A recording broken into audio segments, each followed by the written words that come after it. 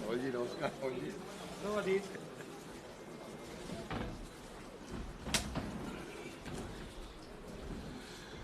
साथियों नमस्कार। कांग्रेस अध्यक्ष और पूर्व कांग्रेस अध्यक्ष का स्वागत है। जैसा कि मैंने आपको पहले ही बताया है, पहले कांग्रेस अध्यक्ष कुछ बातें कहेंगे, आपके समक्ष रखेंगे। उसके बाद कांग्रेस अध्यक्ष, पूर्व कांग्रेस अध्यक्ष और हमारे जनरल सेक्रेटरी संगठन के केसी वेणुगोपाल जी वापस तमिलनाडु की मीटिंग में जाएंगे और ये प्रेस कॉन्फ्रेंस अभिषेक सिंघवी जी और अधीर रंजन जी लेंगे। आपके सारे सवालों का जवाब सिंघवी साहब और अधीर रंजन जी देंगे। तो पहले मैं गुजारिश करूंगा कांग्रेस अध्यक्ष को कि आपको संबोधित करें। माननीय मल्लिकार्जुन खड़गे जी।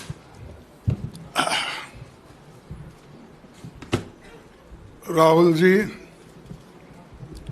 वेणुगोपाल जी, सिंघवी जी, जयराम रमेश जी, आदि रंजन चौधरी जी और सारे मीडिया के मेरे दोस्तों, आज बड़ा खुशी का दिन हमको लगा कि डेमोक्रेसी की जीत हो गई, संविधान की जीत हो गई। सत्य में वो जयते, जो हमारा नेशनल सिंबल के नीचे लिखा हुआ रहता है, वो उसका जीत आज हुआ है। इसलिए हम सारे लोग खुश हैं, शायद आप भी खुश होंगे,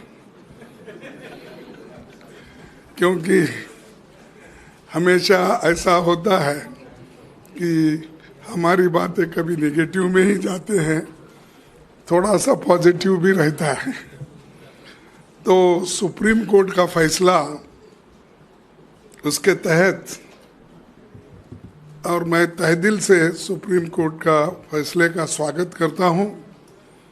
अभी संविधान जिंदा है, बाकी है और न्याय मिल सकता है, ये इसका एक बहुत बड़ा उदाहरण है। संविधान, लोकतंत्र और भारत के आम लोगों की ये जीत हो गई है। सिर्फ राहुल गांधी जी का जीत नहीं है, सारे भारत के जनता की जीत है और डेमोक्रेसी की जीत है और संविधान के उसूलों की जीत है।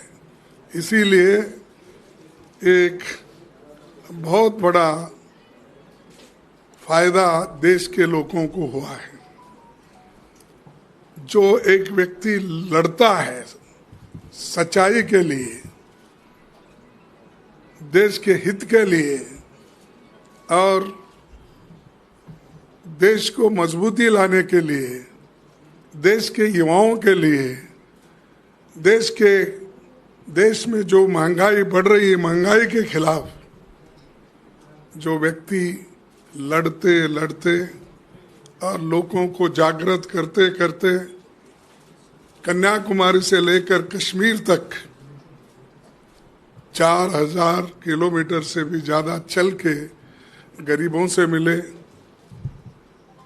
बच्चों से मिले, डॉक्टर, इंजीनियर, सभी लोगों से मिले। और आज मैं समझता हूँ उन सब की दुआएं हमारे साथ है, इसीलिए ये लोगों का जीत है, मैं ये कह सकता हूँ। और ये तो लोकतंत्र की जीत गूंजेगी और राहुल गांधी जी को हटाने में, डिस्क्वालीफाई करने में सिर्फ 24 घंटे में सब कुछ हुआ। अब देखेंगे अब कितने घंटे में उनको रीइंस्टेट करते हैं, क्योंकि डिस्क्वालीफाई करने के लिए तो उनको टाइम ही नहीं आया। जजमेंट गुजरात, ये तो दिल्ली का जजमेंट है, बहुत आस्था नजदीक है बहुत ही। अब गुजरात से आने आया जो ये था, उसको उन्होंने 24 घंटे लगा के उसमें सब डिस्क्वालीफाई करे, बाकी सारी चीजें करे, बाहर निकाले, सब कुछ हुआ। लेकिन दिल्ली के सुप्रीम कोर्ट और हमारा जो पार्लियामेंट है, हार्डली ये सिर्फ किलोमीटरों पे है, तो वो 2500 से 600 किलोमीटर था। तो इसलिए मैं चाहता हूँ कि शायद रात में वो रीइंस्टेट करते हैं, क्या अभी करते हैं, कितना वक्त लेते हैं, हमको अब देखना चाहिए। हम देखेंगे और इंतज़ार करेंगे। अब इतना बड़ा इंतज़ार किए तो ये जो बाकी उनके ऑर्डर का भी हम इंतज़ार करेंगे। और ये मोदी सरकार को और बीजेपी लोगों को थोड़ा, अरे भाई हम क्या गलती किए, ये करना नहीं था, ऐसा तो थोड़ा लगा होगा। चाहे वो मन में ही बोलते होंगे या बाहर बोलने को थोड़ा कष्ट होता होगा, लेकिन मैं उस पर टिप्पणी नहीं करना चाहता हूँ, क्योंकि अभी आगे हमारा लड़ाई जारी रहने वाला है। तो इसलिए मैं इतना ही कहूँगा कि ये लोगों की जीत है, वोटरों की जीत है, और वायनाड के नागरिकों की और वोटर की ये जीत है। वहाँ के लोग भी बड़े खुश हैं और वायनाड के लोग जीत से अब सब जगह ये अपनी जीत मना रहे हैं।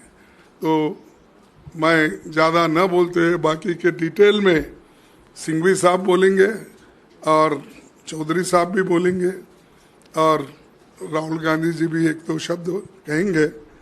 तो इतना कह के मैं आपको यही कहूँगा कि आप भी हमारे साथ कभी कभी खड़े होते हैं, इसीलिए आप सबको भी नमस्कार और दो शब्द कहने के लिए मैं उनसे शुक्रिया खड़गे जी।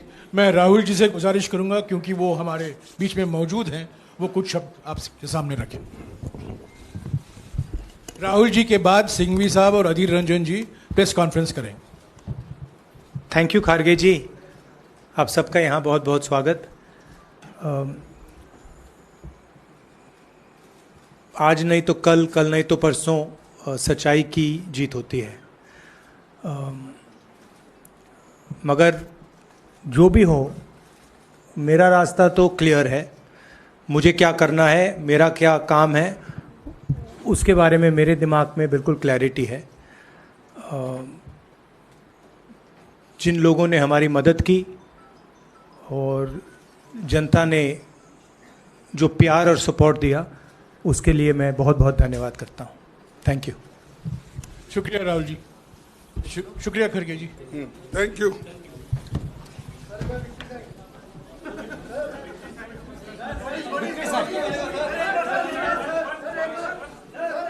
क्या विक्ट्री साइन, विक्ट्री साइन। अच्छा मैं करता हूँ तो अध्यक्ष।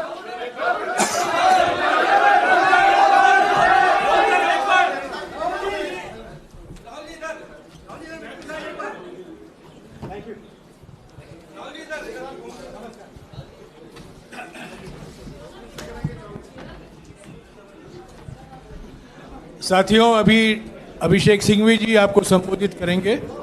उसके बाद में कांग्रेस पार्टी के नेता लोकसभा में हमारे संसदीय दल के नेता अधीर रंजन चौधरी जी भी आपको संबोधित करेंगे। अभिषेक सिंघवी जी।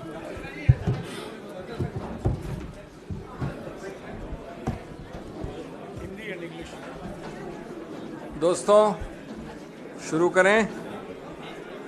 थोड़ा दरवाज़ा बंद कर लीजिए और शुरू करें, शांत हो जाएं। पीछे वाला दरवाज़ा।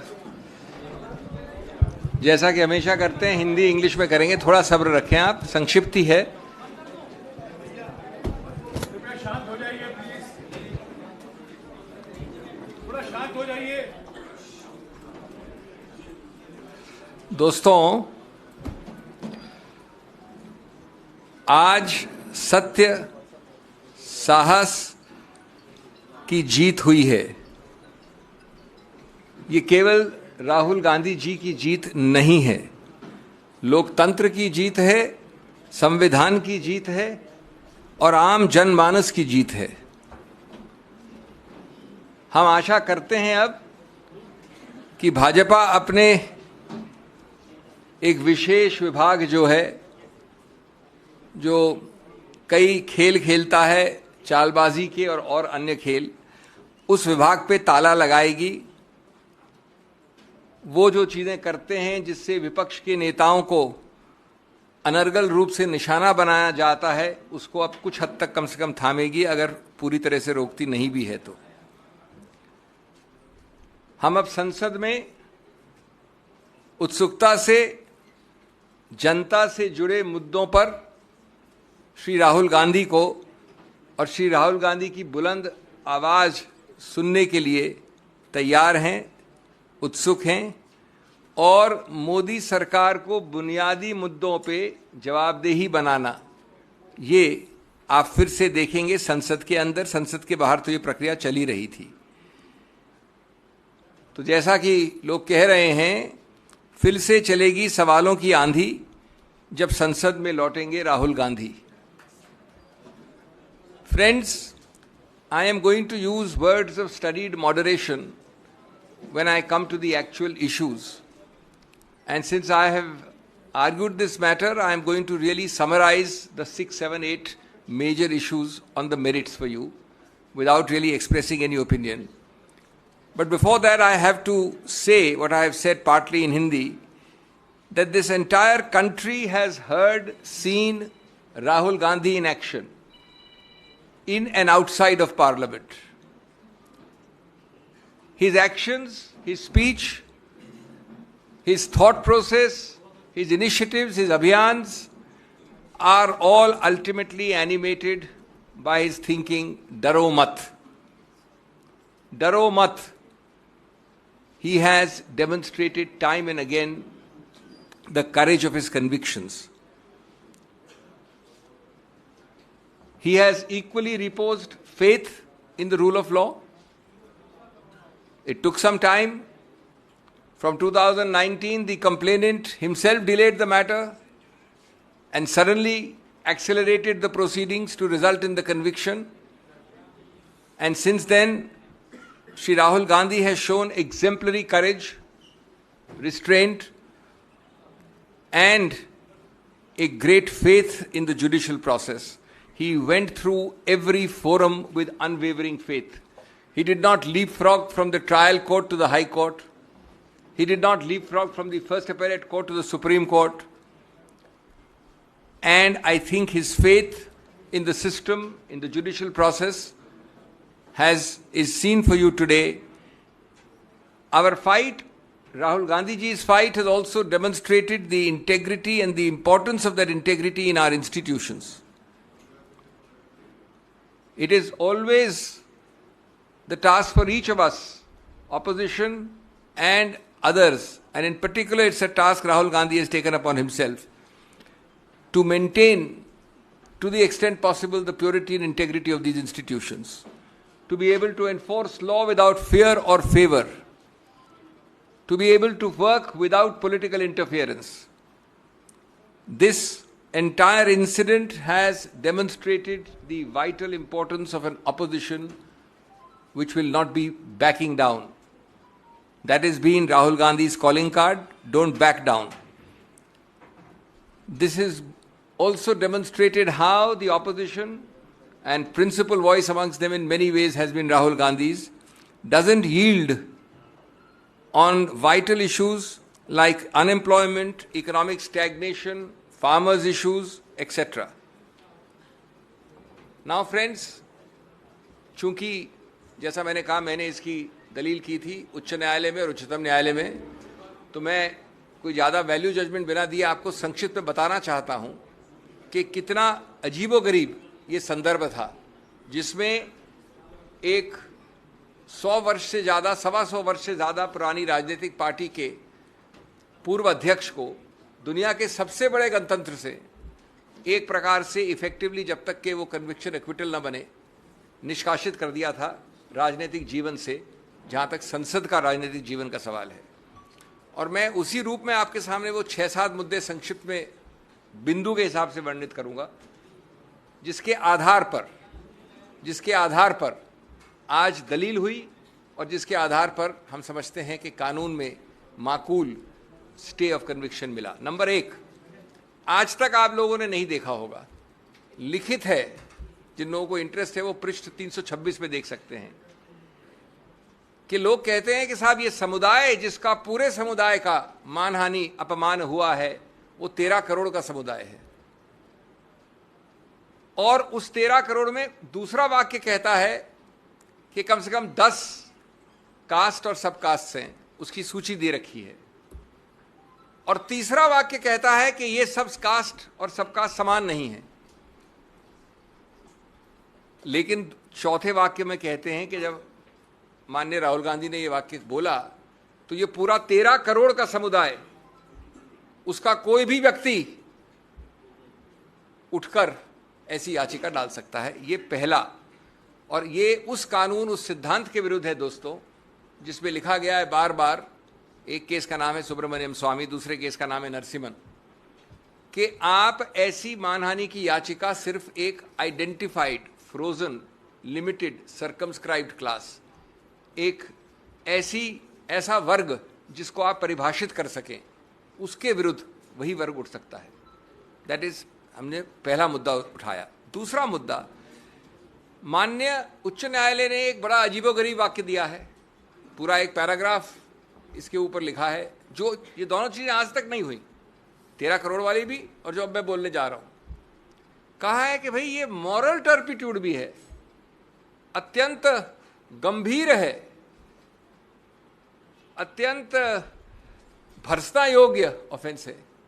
तो मैंने विनम्रता से कहा उच्चतम न्यायालय को कि माननीय न्यायाधीश साहब, आज तक हमने ये नहीं सुना कि जिस ऑफेंस का सबसे ज़्यादा मैक्सिमम पनिशमेंट 2 वर्ष हो, उसको मॉरल टर्पिट्यूड भी कह दो और गंभीर भी कह दो और भर्त्सना योग्य भी कह दो।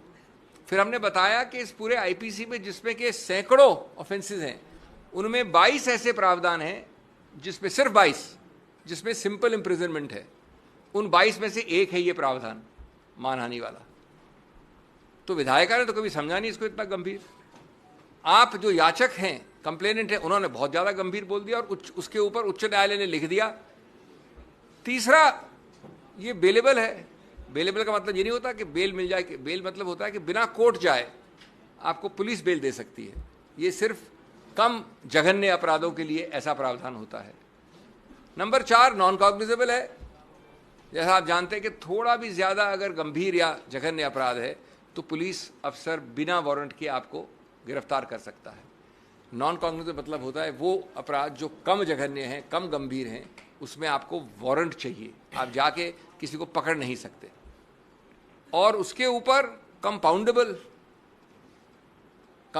2 तरह के होते हैं। एक होता है कि अगर हमारा झगड़ा हुआ तो हमने प्राइवेटली कंपाउंड कर लिया, 2 निजी रूप से इंडिविजुअल ने, स्टेट नहीं आता उसमें कहीं। दूसरा होता है कि आपको स्टेट की अनुमति चाहिए, स्टेट वाले ज़्यादा जघन्य, ज़्यादा गंभीर अपराध होते हैं। तो ये अपराध कंपाउंडेबल है 2 निजी व्यक्ति विशेष के बीच में। तो हमने पूछा कि आज तक कभी नहीं हुआ कि आपने जघन्य भी बोल दिया, भर्त्सना योग्य भी बोल दिया और गंभीर भी बोल दिया, एक ऐसी चीज़ के बारे में जो बेलेबल है, नॉन कॉग्निजेबल है, कंपाउंडेबल है, 2 वर्ष का है, सिंपल इम्प्रिजनमेंट है। तीसरा, 13 करोड़ का समुदाय मानहानि कोई एक व्यक्ति कर सकता है। ये कानून उच्च न्यायालय ने बताया, आपको, हमको सिखाया है नया। कोई अमुक व्यक्ति, केरला से कश्मीर, असम से गुजरात, लेकिन साथ साथ ये पूछा आपने, हमारी चार्ट में 13 ऐसे केसेस हैं। ऐसा कैसे हुआ भैया कि सभी के सभी 13 केसेस उस 13 करोड़ के समुदाय में से जो 13 केसेस फाइल हुए, सभी भाजपा के कार्यकर्ताओं ने किए? ये अजीब सा समुदाय है जिसमें सिर्फ भाजपा के कार्यकर्ता ही जगते हैं कंप्लेनेंट के रूप में। ये हमारा तीसरा बिंदु था। चौथा बिंदु था कि आपने ये नहीं देखा कि अपने निर्णय में एक नया ऑफेंस डाल दिया है जो याचक ने भी नहीं कहा था। एक प्रावधान है 171G representation of peoples act में, उसमें यह है कि अगर 2 कैंडिडेट जो इलेक्शन लड़ रहे हैं वो एक दूसरे को किसी रूप से गंदे शब्दों का इस्तेमाल करते हैं तो ये लिख दिया है माननीय उच्च न्यायालय। लेकिन 171G तो न याचक का केस था ना हमारा केस था, किसी ने रेज ही नहीं किया था। उसको पूरा ऑफेंस करके माननीय राहुल गांधी जी को दंडित भी कर दिया उस पैराग्राफ में।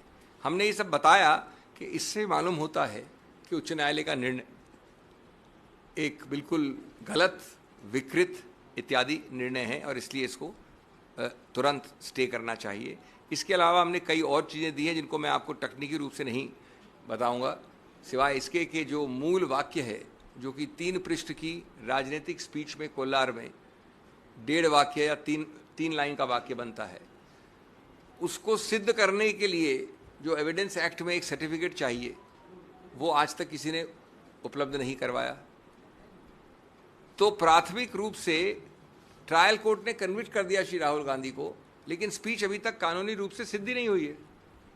जब स्पीच सिद्ध नहीं हुई तो वो याचक जिसने कंप्लेंट की थी, पूर्णेश्वर मोदी, वो गया हाई कोर्ट में अपने खुद की कंप्लेंट के विरुद्ध और अपनी खुद की कंप्लेंट को स्टे करवा दिया, इस ग्राउंड पे कि मैं अभी और ढूंढ रहा हूं सामान, क्योंकि मैं अपनी वो स्पीच को, क्योंकि उसने स्पीच में एक न्यूज़पेपर प्रोड्यूस किया, कोई टेप नहीं प्रोड्यूस किया, खुद आंखों देखा हाल था नहीं, क्योंकि जो याचक है वो था नहीं वहां पर स्पीच में, तो उसने कहा मुझे और टाइम चाहिए और अपनी ही कंप्लेंट पे स्टे ले लिया।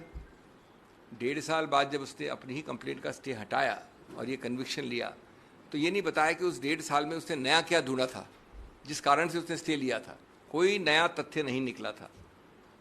तो एक प्रकार से कन्विक्शन दिया गया है एक ऐसी कंप्लेंट में जहां ये वाक्य सिद्ध ही नहीं हुआ है एविडेंस एक्ट के नियमों के अनुसार। जब ये दिखा कि ये सिद्ध नहीं हुआ है, न उसमें किसी आंखों देखा हाल है, न टेप है, टेप को आपने सर्टिफिकेट अंडर 65B के अनुसार सिद्ध नहीं किया है, इत्यादि इत्यादि, तो 5वां बिंदु, इन्होंने एक व्यक्ति को खड़ा किया, गणेश विज है उसका नाम, जो बीजेपी का काफी उच्च स्तर का कार्यकर्ता है, सांस्कृतिक विभाग का अध्यक्ष है। उसका नाम कंप्लेंट में नहीं है, उसका नाम विटनेस लिस्ट में नहीं है, वो कभी आगे आया नहीं।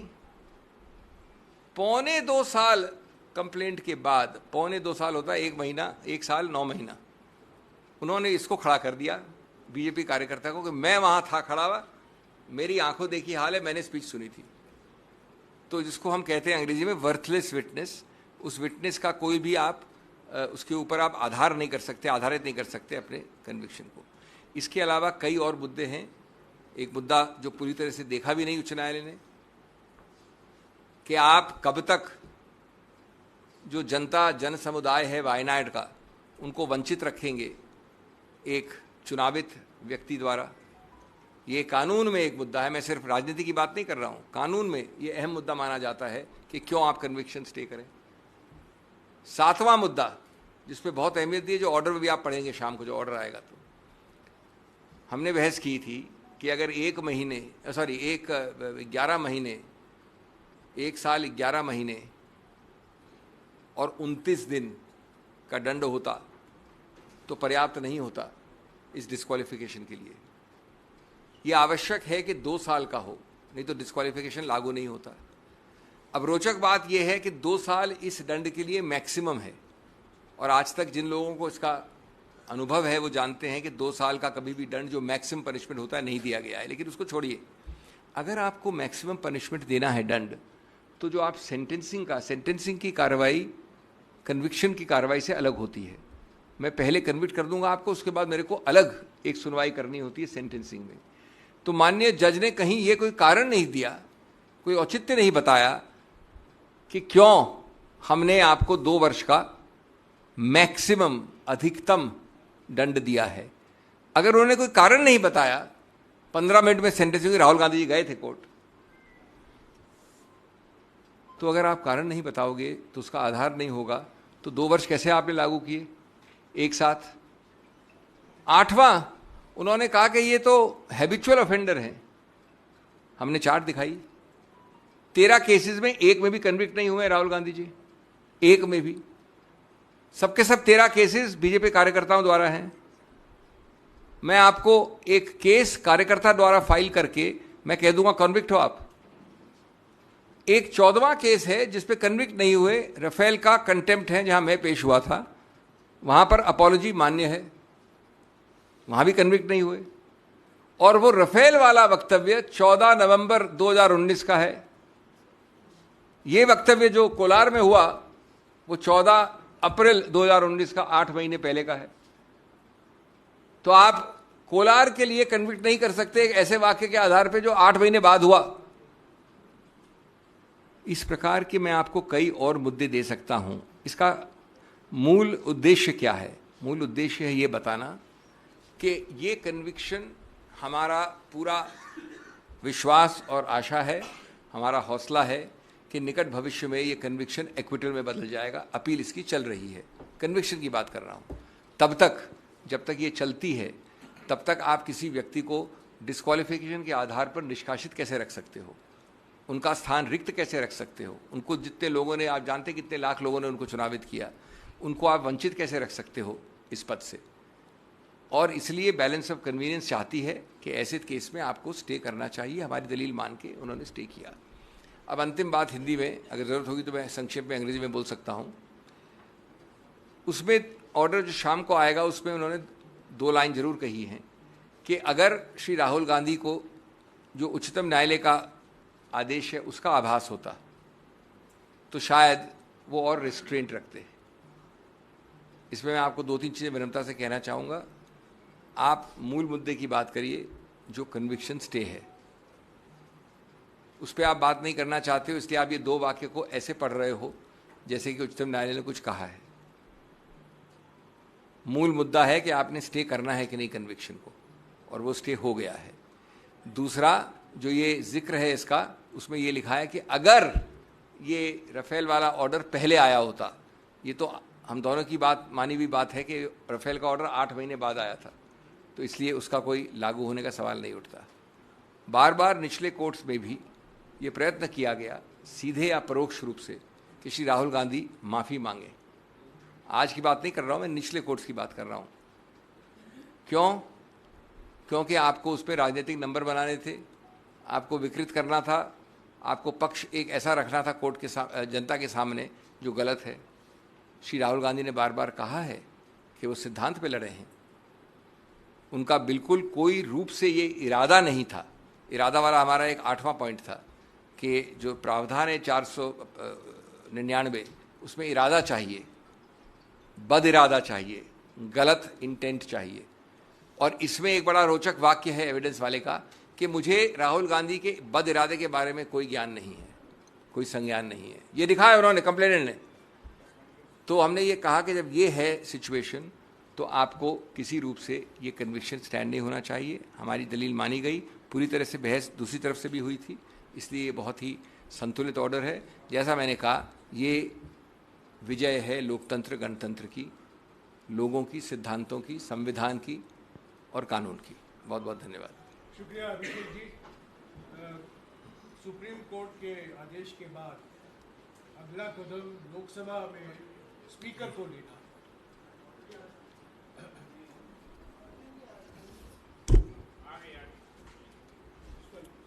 सुप्रीम कोर्ट के आदेश के बाद अगला कदम स्पीकर को लेना है लोकसभा में। हमारे कांग्रेस पार्टी के संसदीय दल के नेता लोकसभा में अधीर रंजन जी यहाँ मौजूद हैं। वो आपको ऑडियो नहीं है इस विषय पर बताएंगे, क्योंकि वो स्पीकर साहब के साथ संपर्क में है। वो आपको ये इस बात पर कुछ बताएंगे। अधीर रंजन जी।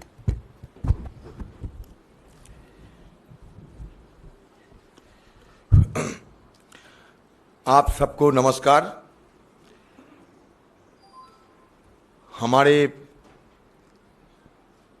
कानून विशारद अभिषेक मनु सिंघवी जी सारे मुद्दे को विस्तार से बयान किए हैं। नया कुछ कहने की जरूरत नहीं है जब तक केस की सवाल है। जयराम जी कह दिए हैं कि अगले हमें क्या करना है ये हम तय करते हैं। आज जिस वक्त ये खबर आके पहुंचे कि हमारे अभिषेक मनु सिंघवी की अगुवाई में सुप्रीम कोर्ट में जो कानूनी लड़ाई हम लड़ी थी, उसमें राहुल गांधी जी की राहत मिले, तब सही महीनों में हम सबको अंदर एक खुशी की लहर बह गए। सदन में राहुल गांधी जी की नदारद अनुपस्थिति बराबर हमें महसूस होते ही रहते। कोई अगर काम में राजनीतिक कारणों से राहुल गांधी जी कहीं व्यस्त रहे, अलग बात है, लेकिन सदन में राहुल गांधी जी की आने में पाबंदी, सदन में आने की अधिकार जब से छीन लिए गए थे, तब सही महीनों में हम लोग बड़े दुखी थे।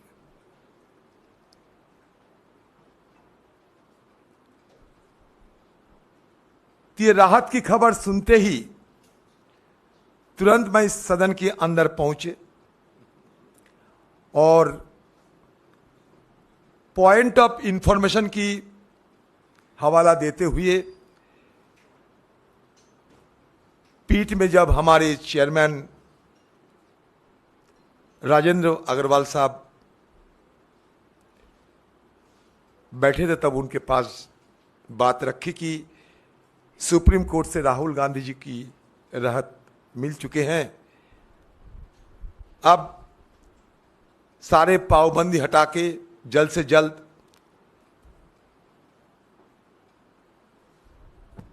उनके सदन के अंदर वापसी के लिए कार्रवाई शुरू करना चाहिए। उनकी सदस्यता जिस त्वरित गति से संपन्न हुई थी, आप सबको जानकारी है कितनी त्वरित गति से उनकी सदस्यता खारिज हुई, और उसके साथ साथ मकान भी खाली करवा गया। जब ये दिल्ली में लुटेन में बीजेपी वालों को कितने सारे नुमाइंदे सालों साल अपने बंगला में विराजमान रहते हैं, वो भी सदस्य ना होने के बावजूद, लेकिन वो परिवार, जिस परिवार हिंदुस्तान को तीन प्रधानमंत्री दिए हैं, जिस परिवार हिंदुस्तान के लिए एक नहीं दो बलिदान किए हैं, उस परिवार की सदस्य राहुल गांधी जी को मान लीजिए धक्का मारते हुए उनकी घर खाली करवा गया। इस तरीके की वेदना, निर्ममता साथ लेकर हम लोग चलते थे, लेकिन भरोसा तो थी कि आज नहीं तो कल सच्चाई की जरूर जीत होंगे, और वो आज हुआ है। हिम्मत ना खोना, सिर्फ आगे बढ़ते रहना। जो कहते हैं ये तेरा बस की नहीं, उन्हें कुछ करके दिखाना, यही मकसद लेकर चलते चलते आज राहुल गांधी जी की सच्चाई साबित हो चुके हैं। सनद रहे कि हमारे देश की और सभ्यता की सबसे बड़ा पहचान होते हैं सत्यमेव जयते। आज जीत हुई सच्चाई की, हिंदुस्तान की करोड़ों की आम लोगों को आशीर्वाद, दुआ, समर्थन राहुल गांधी जी की सबसे बड़ा ताकत थी, और इसी ताकत के बदौलत उन्होंने आज जीत हासिल किए हैं। अभी सदन की अंदर जाना बाकी है। स्पीकर से मुलाकात कर चुके हैं मैंने, और स्पीकर साहब को दरखास्त भी किए हैं, गुजारिश भी किए हैं कि जिस त्वरित गति से राहुल गांधी जी की बरखास्त हुई थी, उस त्वरित गति से ही उनको दोबारा वापस लाना चाहिए। स्पीकर साहब ने मुझे कहा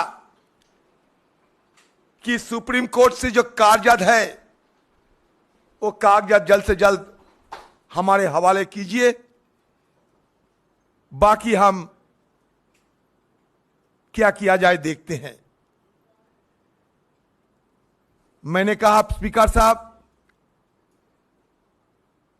यह सदन की गरिमा आपके हाथ में है, यह सदन की अभिभावक हो आप, सदन की हर सदस्य और सदस्या सबकी सुरक्षा आपको देना है। राहुल गांधी जी की जल्द से जल्द वापस लाके उनको अधिकार दिलाइए। मंगलवार को सदन में अविश्वास प्रस्ताव पर चर्चा शुरू होने वाला है। यह चर्चा की चलते दिन रात सदन के अंदर, सदन की बाहर हम सब गुहार लगाते आ रहे हैं। टालते टालते टालते टालते 8 तारीख को सदन में अविश्वास प्रस्ताव चर्चा के लिए दिन तय किए गए, जो कि बहुत पहले करना चाहिए था। और नियमों के मुताबिक जब अविश्वास प्रस्ताव सदन में लाए जाते, जिसकी मान्यता दिया जाते स्पीकर की तरफ से, उस समय बिना अविश्वास प्रस्ताव कोई विधायक पारित नहीं होना चाहिए। यह हमारा नियमों के मुताबिक, परंपरा के मुताबिक। लेकिन फिर भी रोजाना यह सरकार सदन में बिना चर्चा एक के बाद एक विधायक धड़ल्ले से पारित करते जा रहे हैं। यह परंपरा के खिलाफ सदन की हालात देखकर हम लोग सब बड़े परेशान हैं। आज तक हिंदुस्तान की ये पार्लियामेंट में, सदन में कभी ऐसा नजीर नहीं हुई थी जब अविश्वास प्रस्ताव स्पीकर साहब की टेबल पे अविश्वास प्रस्ताव पे चर्चा नहीं हुई और दूसरी तरफ एक के बाद एक विधायक पारित होते गए। तो इसलिए हमारी तरफ से हम सोचे हैं, हमारे नेतागण को भी मैं ये बात रखे हैं, गुजारिश किए हैं कि अविश्वास प्रस्ताव पे राहुल गांधी जी को शिरकत करना जरूरी है। और अविश्वास प्रस्ताव की चर्चा शुरू होने का पहले ही राहुल गांधी जी को सदन के अंदर वापस लाने की इजाजत हमारे स्पीकर साहब दें। इसके चलते आज से हम लोग पहल शुरू कर दिए हैं और जल्द से जल्द राहुल गांधी की वापसी के लिए हर संभव प्रयास हम करते रहेंगे। न संघर्ष न तकलीफ, मजा क्या है जीने में। बड़ा बड़ा तूफान थाम जाएगी जब आग लगी हो सीने में।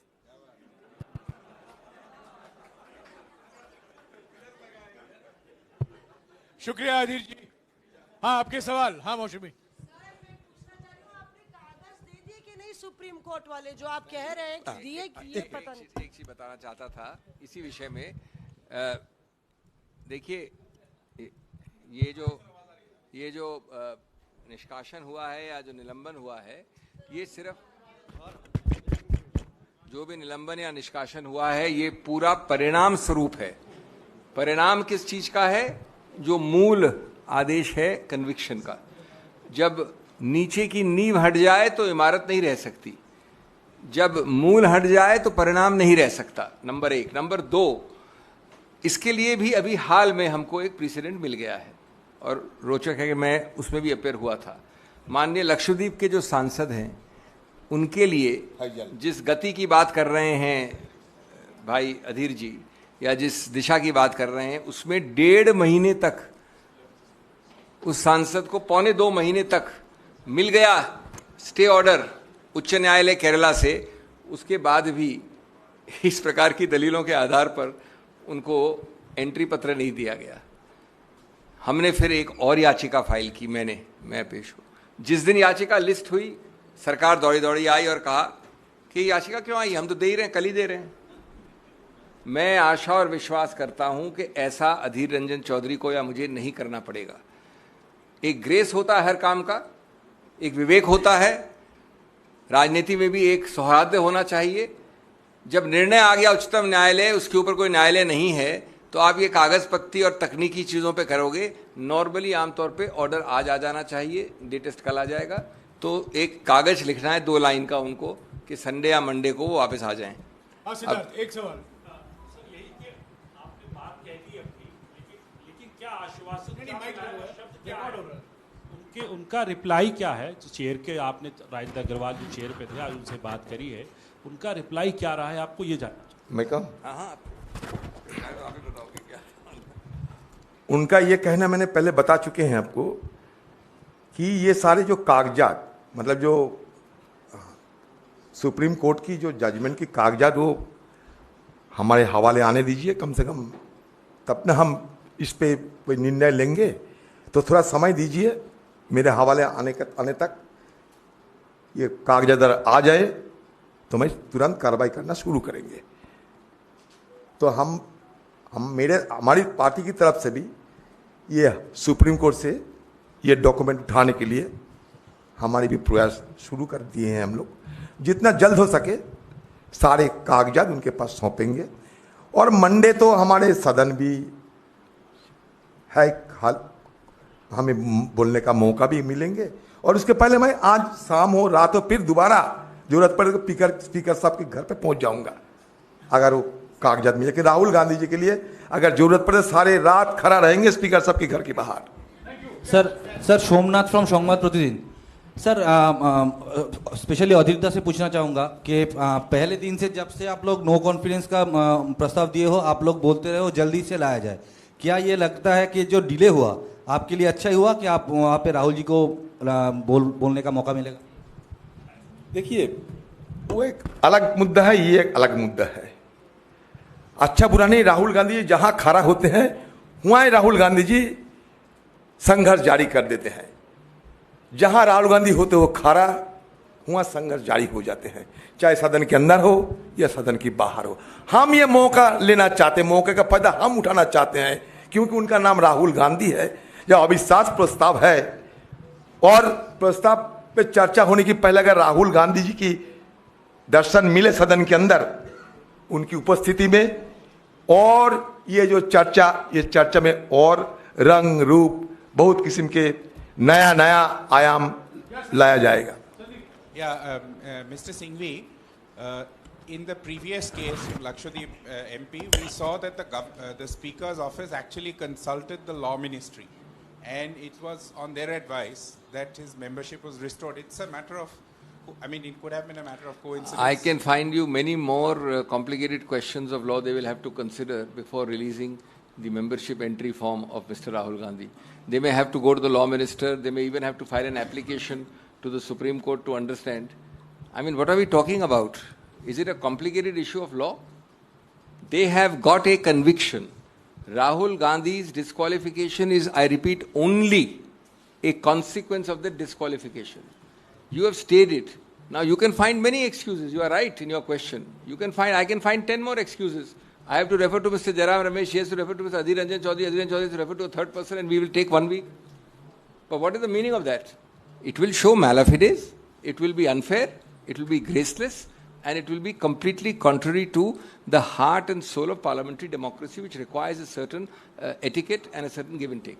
Yes, Singhvi sir, क्योंकि इस पूरे केस में आपने राजनीतिक षड्यंत्र या षड्यंत्र की बात की, 2 सेशन तक राहुल गांधी बाहर भी रहे संसद के सदन से, तो रिप्रेजेंटेशन ऑफ पीपल्स एक्ट का एक तरीके से उसकी वजह से वो वहाँ हुआ, तो आपको लगता है उस पर भी कुछ रिकंसिडरेशन या अमेंडमेंट की जरूरत है ताकि दुरुपयोग आगे ना हो किसी और सांसद के साथ? देखिए, ये एक और व्यापक मुद्दा है, इसमें मैं अपना निजी मत दे सकता हूँ, लेकिन इसमें पार्टियां सब साथ बैठ के बातचीत नहीं की है। निश्चित रूप से संसद में मैं समझता हूँ ये भावना और नीति होगी कि आज अगर कोई ऐसा निर्णय आता है तो आपको आधा घंटा भी बिना दिए आप निष्कासित हो जाओ और कोर्ट कचहरी का प्रोसेस कुछ हफ्ते लग जाए, कुछ महीने लग जाए, तो निश्चित रूप से इस पर विचार विमर्श करना चाहिए। लेकिन इस वक्त हम इसकी बात नहीं कर सकते, इसमें एक अखिल भारतीय सर्वदलीय सहमति बनानी पड़ेगी, लेकिन इसमें मुद्दे में मेरिट है कि रिकंसिडर किया जाए। Dr. Singhvi, my question to you, according to you, does the law require that the Lok Sabha Secretariat or the Lok Sabha Speaker need guidance or need a reference from the Law Ministry or? My answer is an emphatic no. I partly answered it in Mr. Sandeep Fukan's query. What prevents you from asking a second opinion from the Commerce Ministry or some other ministry after you get the Law Ministry opinion? This is all bahanebaji, and it will be seen as such. Clearly, there is nothing. What is the legal issue of law required to get an opinion on which question? There is English language written in the order. Mr. Singhvi, I mean, you are fearing that the government may try to delay this and there may be another conspiracy to get his disqualification revoked, as Mr. Adhir Ranjan Chaudhary has also said. So what plan do you have in that case, if it is delayed, Just as we have faith in courts and justice, we have faith in democracy. I didn't say that. I said I hope and trust that I will not have to do in this case what I had to do in the Lakshadweep case. That hope and trust remains for a couple more days. Ultimately, if that is belied and betrayed, then our only option as a citizen, a law-abiding citizen with faith in the justice system, we have to go to court again.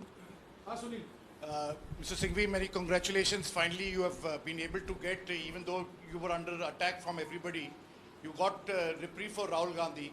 But the big question is that you heard what the Supreme Court, and I don't want to, put it in black and white, but you heard what he said about Rahul Gandhi, that a man is not in good taste. What is the question? Can I finish? Let me finish the question. Like, it has to be. Oh, you want me to stop asking questions? So the issue is, what is your advice to your client now that he has got that legal reprieve?